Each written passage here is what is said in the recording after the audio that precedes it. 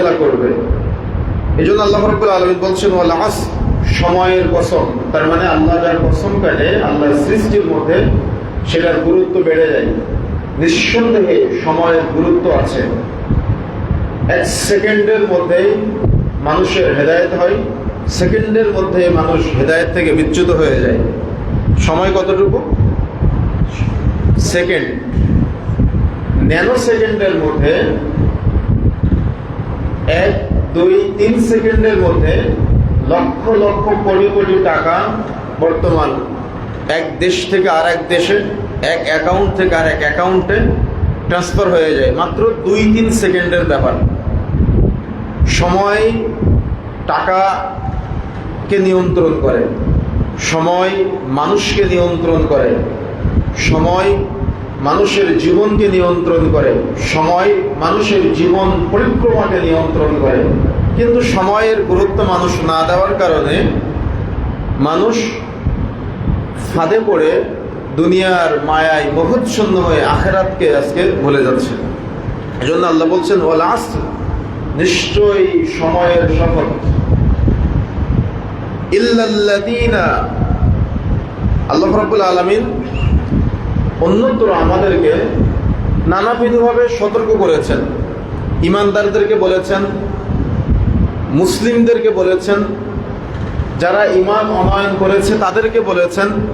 এভাবে আল্লাহ রাব্বুল আলামিন বহুভাবে বহু জায়গায় সতর্ক করেছেন। কিন্তু সূরা আসরের মধ্যে আল্লাহ রাব্বুল আলামিন যে সতর্ক করেছেন তা সেখানে ইনসান, মানুষকে উল্লেখ করেছেন, শুধু ঈমানদারদেরকে না। আল্লাহ রাব্বুল আলামিন বলছেন ইন্নাল ইনসানা লাফি খুসর, নিশ্চয়ই সকল মানুষ ক্ষতির মধ্যে নিমজ্জিত। তার মানে এখানে ঈমানদারদেরকে আলাদা করে নাই, মুসলিম কাফেরদেরকে আলাদা করে নাই। আল্লাহ রাব্বুল আলামিন কি সকল মানুষকে বলছেন নিশ্চয়ই মানুষ ক্ষতির মধ্যে নিমজ্জিত। আজকে আপনি একটু বিবেচনা করেন তো, আমরা কি ক্ষতির মধ্যে নেই? আমাদের মুসলিম তরুণ যুবক যুবতীরা কি ক্ষতির মধ্যে নেই? আমাদের ওলামায়ে কেরামরা কি ক্ষতির মধ্যে নেই? আমাদের রাহবাররা কি ক্ষতির মধ্যে নেই? আমরা যারা নিজেকে ঈমানদার দাবি করি আমরা কি ক্ষতির মধ্যে নেই? কি মনে হয় আপনার কাছে? নিঃসন্দেহে মানুষ আজ ক্ষতির মধ্যে নিমজ্জিত, এ কথা আল্লাহ বলেছেন। আর আল্লাহর কথা কখনো মিথ্যা হতে পারে না।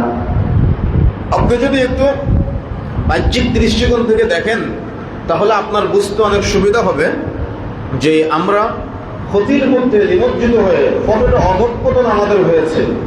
আর কেন আজকে আমাদের এই অধঃপতন, কেন আজকে যুব সমাজের এই জাহালতের অতল গহ্বরে তারা নিমজ্জিত, আপনাকে এটা নিয়ে ভাবতে হবে। কেন আপনার ভবিষ্যৎ প্রজন্ম, তারা আপনি মারা যাওয়ার পরে আপনার জন্য দোয়া করবে, তারা আপনি মারা যাওয়ার পরে আপনার জন্য জানাজা সালাত পড়াবে, তারা আপনি আপনার দুনিয়া থেকে বিদায় নেওয়ার পরে আপনার কবরে আপনার আমলনামায় সওয়াব নেকি বৃদ্ধিপ্রাপ্ত হবে তাদের মাধ্যমে। তো এই জন্য আপনাকে ভাবতে হবে, আপনি যদি অধঃপতন সম্পৃক্ত একটা যুব সমাজ রেখে যান তাহলে আপনি মারা যাওয়ার পরে আপনার জানাজা সালাত পড়ানোর মতো আপনার পরিবার বর্গের মধ্যে থেকে আপনার অধীনস্থদের মধ্যে কাউকে পাওয়া যাবে না। তখন হুজুর ভাড়া করে নিয়ে আসতে হবে আপনার জানাজা সালাত পড়ানোর জন্য। আপনার জন্য মারা যাওয়ার পরে যে দোয়া করবে, এই দোয়া করার মতো একটা ঈমানদার আপনার পরিবারের অধীনস্থ কাউকে পাওয়া যাবে না যে আপনার জন্য দোয়া করবে। দোয়া করার জন্য লোক ভাড়া করে নিয়ে আসা লাগবে, হুজুর ভাড়া করে নিয়ে আসা লাগবে। এজন্য আপনি যদি দেখেন আজকে যুবকদের অধঃপতন, আল্লাহ রাব্বুল আলামিন যে বলেছেন নিশ্চয়ই সকল মানুষ ক্ষতির মধ্যে নিমজ্জিত, ওলামায়ে কেরাম তার কয়েকটি ব্যাখ্যা করেছেন। ক্ষতির মধ্যে মানুষ কেন নিমজ্জিত? তার 1 নম্বর হলো লক্ষ্যহীন জীবনযাত্রা। যে জীবনের লক্ষ্য নাই, যে জীবনের লক্ষ্য নাই সেই জীবন কখনো গন্তব্যে পৌঁছাতে পারে না, লক্ষ্যে পৌঁছাতে পারে না। তীর যদি ধনুক থেকে ছেড়ে দেন কিন্তু লক্ষ্য নির্ধারণ করেন নাই, তীর কি লক্ষ্যে পৌঁছাবে না ডানে বামে চলে যাবে? ডানে বামে চলে যাবে না। তো আপনি যদি লক্ষ্য নির্ধারণ করতে না পারেন, লক্ষ্য নির্বাচন করতে না পারেন, তাহলে আপনি জান্নাত কায়েম করতে পারবেন না। যদি আপনার উদ্দেশ্য হয় আমার লক্ষ্য হলো জান্নাত, তাহলে আপনার রাস্তা একটা। আর যদি আপনার লক্ষ্য জান্নাত আপনি নির্বাচন করতে না পারেন তাহলে আপনার লক্ষ্য হবে আরেকটা। এই জন্য লক্ষ্য আগে নির্ধারণ করতে হবে। এই জন্য ওলামায়ে কেরাম বলছেন দিন দুনিয়া কোনো সুনির্দিষ্ট লক্ষ্য এবং সুনির্দিষ্ট চিন্তা, সুনির্দিষ্ট দর্শনের ভিত্তিতে যদি কেউ বিশ্লেষণ না করে তাহলে সে ইমানদারের গণ্ডি থেকে বের হয়ে যাবে। আর সেই সুনির্দিষ্ট দর্শন, সুনির্দিষ্ট চিন্তা, সুনির্দিষ্ট উদ্দেশ্য হলো আল্লাহ রাব্বুল আলামিনের নবী, প্রিয় নবী মুহাম্মদ সাল্লাল্লাহু আলাইহি সাল্লামকে পৃথিবীতে, দুনিয়াতে পিতামাতা, সন্তান, সন্তানাদি যা কিছু আছে সবকিছুর চেয়ে বেশি ভালোবাসা এবং লক্ষ্য হিসেবে নির্ধারণ করা মুহাম্মদ সাল্লাল্লাহু আলাইহি সাল্লামকে ভালোবেসে কিয়ামতের মাঠে আল্লাহর সন্তুষ্টি অর্জনের মাধ্যমে জান্নাত লাভ করা।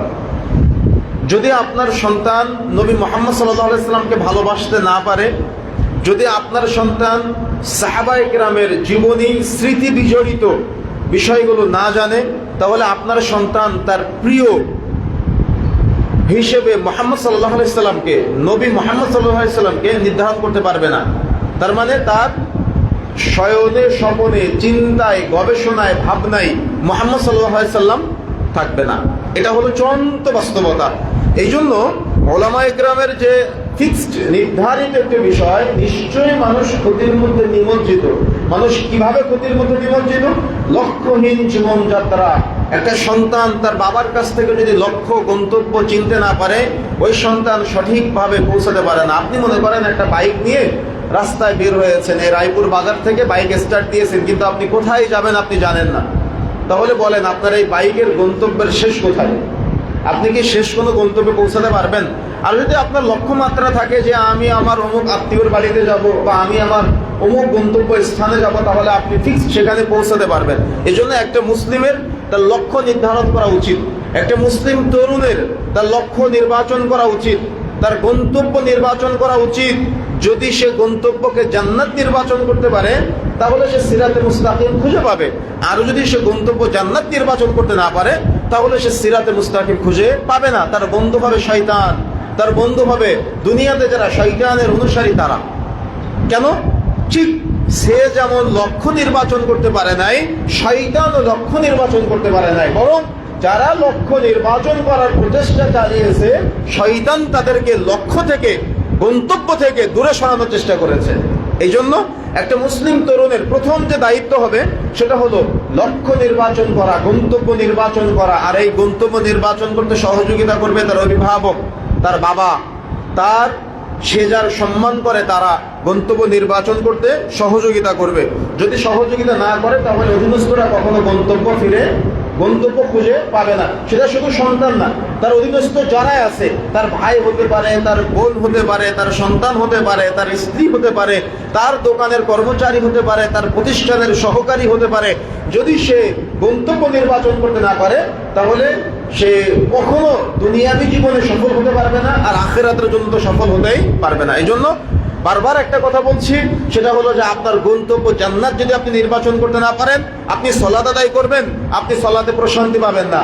আপনার গন্তব্য জান্নাত যদি নির্বাচন করতে না পারেন, আপনি সিয়াম পালন করবেন, সিয়াম পালন করে প্রশান্তি পাবেন না। আপনার গন্তব্য জান্নাত যদি নির্বাচন করতে না পারেন, তাহলে আপনি হজ পালন করতে যাবেন, হজ করে আপনি প্রশান্তি পাবেন না।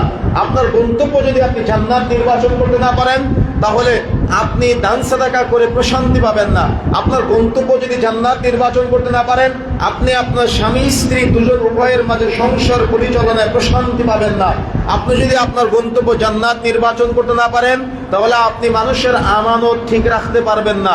যদি আপনি আপনার গন্তব্য জান্নাত নির্বাচন করতে না পারেন, তাহলে দুনিয়াবী সংক্ষিপ্ত এই সফরটাই আপনি আল্লাহ এবং আল্লাহ রাসূলের আনুগত্য করা থেকে বিরত থাকবেন। দুনিয়ার সাময়িক চাহিদা পূরণের জন্য আপনি শয়তানের বন্দেগী শুরু করে দেবেন।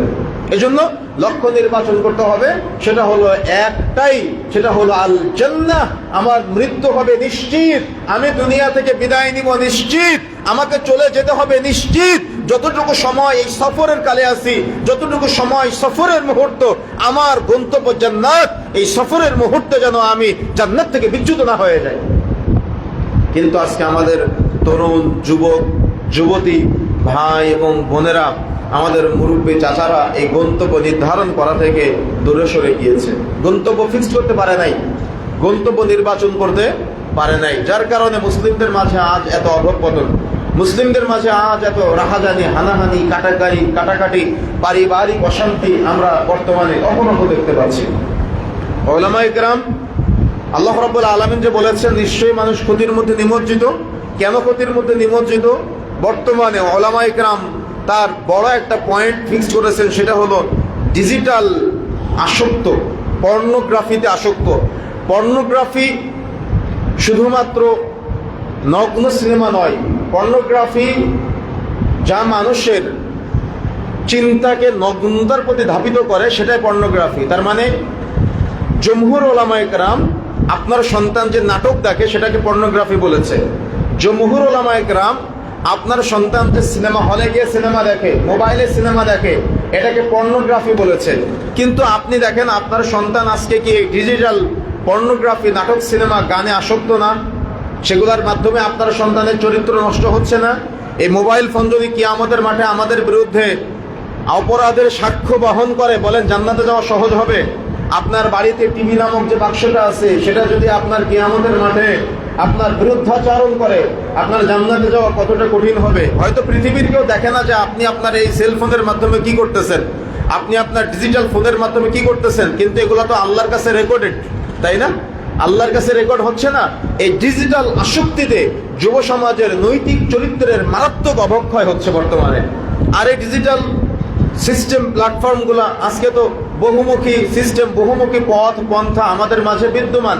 যে যেভাবে চায় সে সেভাবে এটা ব্যবহার করতে পারে, যে যেভাবে চায় সে সেভাবে এটাকে পরিচালনা করতে পারে। তার মানে এর পরিচালনার জন্য এখন সিস্টেমগুলো কত সহজ হয়ে গিয়েছে। এই সহজ সিস্টেমে, সহজ সার্চিং সিস্টেমে মানুষ আজকে ধ্বংসের দ্বার প্রান্তে চলে যাচ্ছে। যার যেটা মন চাচ্ছে শয়তানের ফাঁদে পা দিয়ে মানুষ ডিজিটাল আসক্তির পথে সম্পৃক্ত হয়ে হাতের নাগালেই গান, হাতের নাগালেই সিনেমা, হাতের নাগালেই নাটক, কিছু টাকা সাবস্ক্রিপশন কিনলেই দেখা যায় নাটক, সিনেমা এগুলোর সাথে সম্পৃক্ত হওয়া যায়। পর্নোগ্রাফিতে আসক্ত হয়ে আপনার সন্তান দিন দুনিয়া দুটাই হারিয়ে ফেলতেছে। সে তার গন্তব্য জান্নাত থেকে বিচ্যুত হয়ে তার গন্তব্য নির্ধারণ করতেছে কোনো এক নায়ককে পছন্দ করা।